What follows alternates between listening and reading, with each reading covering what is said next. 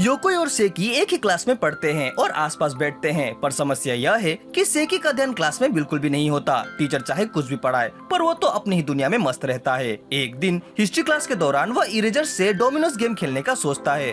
उसके पास कई सारे इरेजर्स थे, शायद वो इसकी पूरी प्लानिंग करके आया था। योकोई उसे ऐसा करने से रोकती है क्योंकि अगर टीचर ने देख लिया तो काफी मुश्किल हो जाएगी, पर उस पर सेकी उसे चुप करा देता है। तभी टीचर योकोई को ध्यान न देने के लिए उसे डांटने लगते हैं और उसे उठाकर चैप्टर रीड करने को कहते हैं। योकोई के घबरा कर खड़े होने पर सेकी का ध्यान डिस्ट्रैक्ट हो जाता है और गलती से इरेजर की वॉल गिरने लगती है, पर वह किसी तरह उन्हें गिरने से बचा भी लेता है और गुस्से से योकोई की तरफ देखने लगता है क्योंकि उसके चौंकने की वजह से ही तो ऐसा हुआ है। योकोई काफी घबरा जाती है लेकिन मानती है कि गलती सेकी की है। आखिर क्लास में डोमिनोज गेम कौन खेलता है। खैर सेकी काम जारी रखता है और अपना सेटअप तैयार कर देता है, जो कि एंड में फायरवर्क के धमाके के साथ खत्म होता। इसे देख योकोई उसे रोकने की कोशिश करती है क्योंकि क्लास में फायरवर्क करने से उसकी धुलाई तो निश्चित थी, पर सेकी उसे इग्नोर कर देता है और इरेजर गिराना शुरू कर देता है। इरेजर्स को गिरते देख योकोई काफी ज्यादा घबरा जाती है और खुद को बचाने की कोशिश करती है। सारे इरेजर्स गिर जाते हैं पर कोई भी धमाका नहीं होता। जब योकोई वापस सेकी को देखती है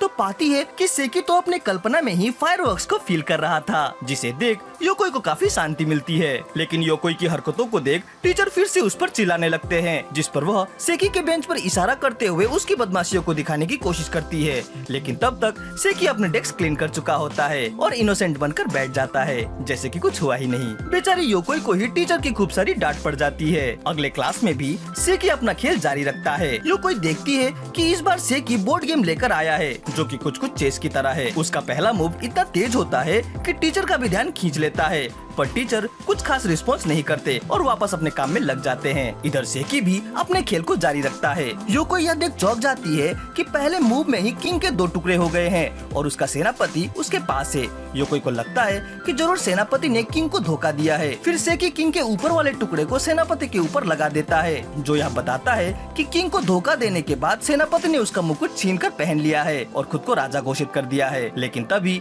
बाकी सैनिक सेनापति के विरुद्ध खड़े हो जाते हैं, जिस पर सेकी डेस्क पर लगे 2 बटन दबाता है, जिससे कि डेस्क पर 2 होल हो जाते हैं और 2 सैनिक उस पर गिर जाते हैं। इसे देख योकोई शॉक्ड हो जाती है कि सेकी ने अपने डेस्क को भी मॉडिफाई कर दिया है। खैर कहानी पर वापस आते हैं। सेनापति के इविल पावर को देख सैनिक डरकर उसकी ओर हो लेते हैं, पर तभी दुश्मनों का हमला होता है और वो उन्हें घेर लेते हैं। इसे देख वो दुष्ट सेनापति डर के मारे अपने सेना को वहीं छोड़कर भाग जाता है। योकोई को उस सेनापति पर काफी ज्यादा गुस्सा आता है। उसे लगता है कि शायद अब ये सैनिक नहीं बच पाएंगे, पर तभी पुराने किंग की एंट्री होती है और वो उन सभी को बचाते हुए अंत में खुद ही मर जाते हैं। किंग को देख योकोई को उसके ऊपर दया आती है, लेकिन तभी वह इविल सेनापति फिर से वापस आ जाता है और दूसरों पर अपना अधिकार जमाने लगता है। इसे देख योकोई को काफी ज्यादा गुस्सा आता है और वो अपने इरेजर को उस इविल सेनापति पर निशाना तानते हुए खिड़की से बाहर फेंक देती है। इस पर सेकी गुस्सा हो जाता है और गुस्से से उसे घूरने लगता है, पर योकोई ऐसा दिखाती है कि मानो उसने कुछ किया ही नहीं। अगले पीरियड में भी योकोई देखती है कि सेकी अपने डेस्क को पोंछ रहा है। डेस्क की सफाई के लिए उसने कुछ प्रोफेशनल क्लीनिंग मटेरियल भी लाए थे। फिर वह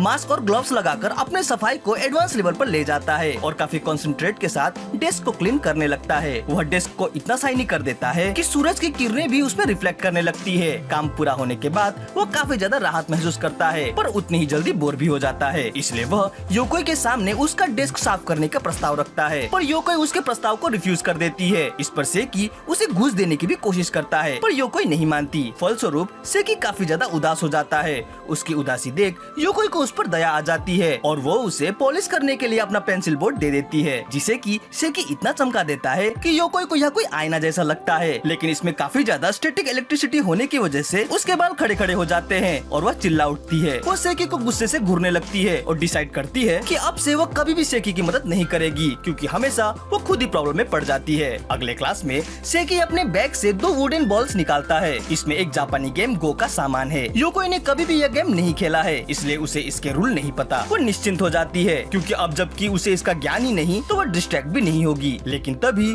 गोटियों का आवाज उसका ध्यान खींच लेती है। सेकी ने ने इसकी गोटियों से बियर और रैबिट बनाया था। भले ही योकोई को नहीं पता कि इसे कैसे खेला जाता है, पर वह इतना तो जानती है कि इसे ऐसे तो नहीं खेला जाता। खैर, सेकी अपना गेम जारी रखता है और अलग अलग गोटियों से अलग अलग कैरेक्टर बनाने लगता है और उनमें फाइटिंग करवाता है। योकोई इसे इग्नोर करके पढ़ाई में ध्यान देने की कोशिश तो करती है, पर वह गलती से सेकी के कैरेक्टर की ही चित्र बना देती है। हालांकि वो इन सब का दोषी सेकी को ही मानती है। भले ही वो सेकी पर गुस्सा है, पर उसे यह भी जानना है कि उसका अगला मूव क्या होने वाला है। इधर सेकी सभी व्हाइट और ब्लैक गोटियों से एक नया कैरेक्टर बना देता है। योकोई को उम्मीद नहीं थी कि बैटल इस तरह से खत्म होगी। अब जबकि यह खत्म हो गया है, वो फिर से अपना ध्यान पढ़ाई में लगाने की कोशिश करती है, पर सेकी को अभी भी खेलता देख वो उससे अपना ध्यान नहीं हटा पाती। वो देखती है कि अब वहाँ नए नए कैरेक्टर आ गए हैं, जो कि एक ही कैरेक्टर के ओरिजिनल और शैडो रूप हैं, और वे आपस में लड़ रहे हैं। योकोई सोचती है कि जरूर शैडो वाला कैरेक्टर इविल होगा। जब ओरिजिनल कैरेक्टर शैडो वाले से भारी पड़ता है तो योकोई काफी ज्यादा एक्साइटेड हो जाती है। वह ओरिजिनल के साथ है, लेकिन जब उसे पता चलता है कि शैडो के पास सोलर बीम और पावरफुल पंचेस वाले अटैक्स हैं, तो वह जीत के अपने सारे होप खो देती है। तभी टीचर उसे क्लास में ध्यान न देने पर डांटने लगते हैं, जिस पर वह सेकी की ओर टीचर का ध्यान आकर्षित करती है। पर सेकी तो चुपचाप से किताब खोलकर बैठा था। वह टीचर को विश्वास दिलाने के लिए अपने ड्राइंग्स भी उन्हें दिखाती है, पर अब जबकि यह योकोई की ही कॉपी थी तो कोई उस पर विश्वास क्यों करता। खैर, उसे माफी मांगनी पड़ती है और एक बार फिर से सेकी की वजह से वो मुसीबत में पड़ जाती है। साइंस क्लास के दौरान योकोई उम्मीद करती है कि वो सेकी से डिस्ट्रैक्ट नहीं होने वाली, क्योंकि साइंस काफी हार्ड है और इसमें उसे फोकस करना है। लेकिन जब सेकी कटर निकालता है तो फिर से उसके मन में यह जानने की इच्छा होने लगती है कि अब क्या होने वाला है। सेकी बारीकी से कटर का इस्तेमाल कर इरेजर पर अपने नाम का एक स्टंप बनाता है, पर तभी एक लड़का जिसका नाम युजुआ है वह सेकी के पास आकर बैठ जाता है। उसे देख सेकी जल्दी से अपना स्टैम्प छिपा लेता है। योकोई इसे देखती है, वह समझ जाती है कि सेकी बाकियों के सामने अपनी करतूतें नहीं दिखाता। वो खुश हो जाती है कि चलो अब सेकी ऐसी वैसी हरकत नहीं करेगा और वो डिस्ट्रैक्ट भी नहीं होगी। लेकिन चुपके चुपके ही सही सेकी अपना काम जारी रखता है और अपने इरेजर को सील के रूप में बदल देता है। उसके इस टैलेंट को देख योकोई चौंक जाती है। फिर वह उस इरेजर सील को इरेजर केस में डाल देता है और अपने काम से संतुष्ट होता है। पर तभी युजुआ से कुछ गलती हो जाती है। उसे इरेजर की जरूरत थी तो वह सेकी की इरेजर ही ले लेता है और रब करने लगता है, पर तभी उसकी इरेजर टूट जाती है, जिसे देख सेकी और योकोई दोनों ही शॉक्ड हो जाते हैं। युजुआ बेकार इरेजर कहकर उसे फेंक देता है, यहाँ तक कि माफी भी नहीं मांगता। इधर सेकी अपने क्रिएशन को इस तरह से ध्वस्त होता देख दुख में डूबता चला जाता है, तो उधर योकोई क्लास में ध्यान न देने की गलती पर पछता रही होती है। तभी टीचर बोर्ड में लिखे नोट्स को मिटा देते हैं। दोनों के दुख की कोई सीमा नहीं होती। इंग्लिश क्लास के दौरान सेकी फिर से सोजी गेम खेलने का सोचता है, पर योकोई ने उसका यह गेम देख लिया है, इसलिए उसे नहीं लगता कि आज वो डिस्ट्रैक्ट होगी। लेकिन वो यह देख चौंक जाती है कि एक प्यादे के खिलाफ पूरी सेना खड़ी थी। उसने पहले तो ऐसा नहीं किया था। वो काफी एक्साइटेड हो जाती है कि आगे क्या होने वाला है। तभी सेकी एक प्रिंसेस वाली पीस निकालता है। हालांकि वो गेम में एग्जिस्ट नहीं करता, पर ये सेकी का गेम है, कुछ भी हो सकता है। वह उस पीस को उस अकेले प्यादे के पास रखता है, बाकी सेना की ओर फेस करते हुए। इसे देख योकोई को लगता है कि यह जरूर एक प्रेम कथा है, जिसमें राजकुमारी एक सैनिक से प्यार करती है, पर राजा इस प्यार के खिलाफ है। वह जानना चाहती है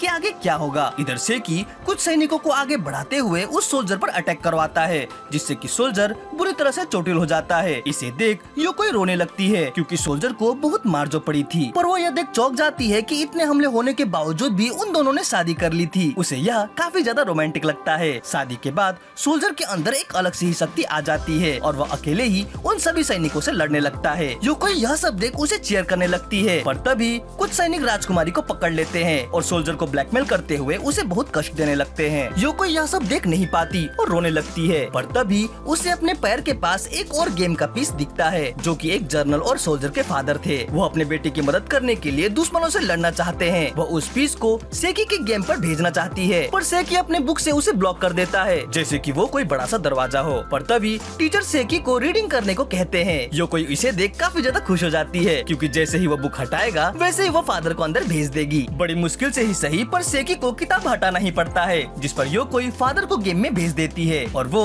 सारे दुश्मनों का काम तमाम करके अपने बेटे की लव स्टोरी को पूरा कर देते हैं। इसे देख योकोई काफी खुश हो जाती है, पर इधर सेकी को यह पता ही नहीं कि कहां से पढ़ना है। बेचारा बड़ी दुविधा में फंस जाता है। आर्ट क्लास के दौरान सेकी अपना आर्ट का सामान नहीं लाता, बल्कि वो तो मिनिएचर गोल्फ खेलने का जुगाड़ कर रहा होता है। उसने एक गोल्फ स्टिक और गोल्फ बॉल लाया है। डेस्क में पहले से ही एक होल मौजूद था, तो वह इसका इस्तेमाल करता है और उस उसमें बॉल डालने के लिए शॉट मारता है। हमेशा की तरह योकोई तो इसे डिस्ट्रैक्ट होती ही है, लेकिन साथ ही उसके पीछे वाली एक लड़की जो कि योकोई की दोस्त बनना चाहती है, वह भी सोचती है कि योकोई सेकी को इस तरह से क्यों देख रही है, कहीं वो उससे प्यार तो नहीं करती। इधर सेकी पहले होल को एम करने के बाद दूसरे होल में बॉल डालने को रेडी होता है, जो कि योकोई के हाथ के पास ही थी। सेकी ध्यान से उस होल को देख रहा होता है और योकोई उसे ऐसा करते हुए सेकी को पीछे बैठी लड़की को लगता है कि ये दोनों प्रेमी जोड़े एक दूसरे को आंखों ही आंखों में देख रहे हैं। तभी टीचर बच्चों को एक पेपर डिस्ट्रीब्यूट करते हैं। तभी गलती से सेकी का शॉट योकोई के पेपर में लग जाता है, जिससे कि बॉल नीचे गिर जाता है। इससे सेकी काफी ज्यादा गुस्सा होता है और योकोई अपनी गलती के लिए उसे माफी मांगने लगती है। पीछे बैठी लड़की उसे माफी मांगता सुन लेती है और सोचने लगती है कि जरूर इस प्रेमी जोड़े में बिना बात हुए ही झगड़ा हो गया होगा। इधर योकोई द्वारा सेकी को मना लेने के बाद वे दोनों ही बॉल ढूंढने के लिए नीचे झुकते हैं, पर उस लड़की को लगता है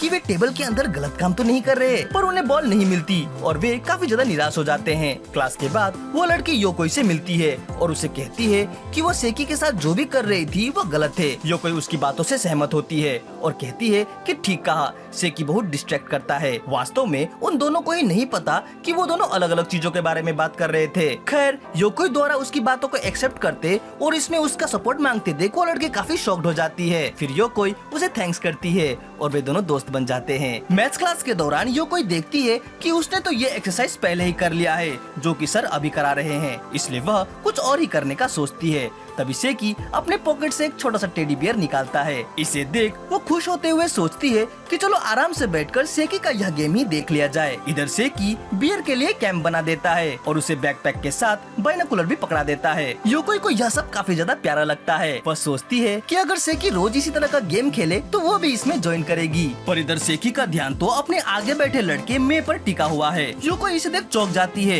कि उसने एक और छोटा सा टेडी बियर मे के पीठ पर लटका रखा है। योकोई सेकी से कहती है कि वो उस बियर को जल्दी से मे के पीठ से हटा ले, लेकिन तभी वो देखती है कि बियर तो उसकी पीठ की ओर चढ़ रहा है। वास्तव में यह बियर एक धागे से बंधा हुआ था, जो कि ऊपर लगे क्लिप से होते हुए सेकी के हाथों से कंट्रोल हो रहा था। सेकी बड़े ही सावधानी से धीरे धीरे करके धागे को खींच रहा था ताकि मे को पता न चल सके। पर तभी अचानक मे गुस्से से अपने बुक से कुछ इरेज करने लगता है, जिससे योकोई और सेकी दोनों ही डर के मारे फ्रीज हो जाते हैं। उसके इस तरह जोर से रगड़ने से बियर लगभग गिरने ही वाला होता है, पर बच जाता है, जिसे देख उन्हें काफी राहत मिलती है। फिर बियर अपनी चढ़ाई जारी कर देता है, लेकिन ऊपर जाकर कॉलर के नीचे स्टक हो जाता है। सेकी पूरी कोशिश तो करता है, पर इससे सिचुएशन और भी ज्यादा गंभीर हो जाती है। मे को वहाँ खुजली होने लगती है, पर इस दौरान कॉलर नीचे हो जाता है और बियर आसानी से ऊपर चढ़ जाता है और अपनी सफलता की घोषणा करता है। सेकी और योकोई बियर की इस जीत पर काफी ज्यादा प्रसन्न होते हैं, लेकिन तभी मे अपनी गर्दन झटकने लगता है, जिससे कि वह बियर खिड़की से बाहर गिर जाता है। पर सौभाग्य से धागा अभी भी सेकी के हाथ में था। वो धीरे धीरे करके बियर को वापस उठा लेता है और फिर से क्लिप को मे के शर्ट में लगाने की कोशिश करता है, पर मे को कुछ महसूस होता है। वो पीछे घूमकर सेकी को घूरने लगता है। फिर जब वह वापस मुड़ता है तो सेकी फिर से क्लिप लेकर आगे बढ़ता है, पर मे भी झट से घूमकर उन दोनों को खतरनाक निगाहों से घूरने लगता है। वे दोनों ऐसा रिएक्ट करते हैं मानो उन्होंने कुछ किया ही ना हो। खैर, अंत में वे कोशिश करना ही छोड़ देते हैं। वीडियो के अगले पार्ट के लिए कमेंट जरूर करें। वीडियो अच्छी लगी हो तो इसे लाइक और कमेंट जरूर करें। हमसे जुड़ने के लिए चैनल को सब्सक्राइब करें। तो मिलते हैं अपने अगली वीडियो में। Sign out.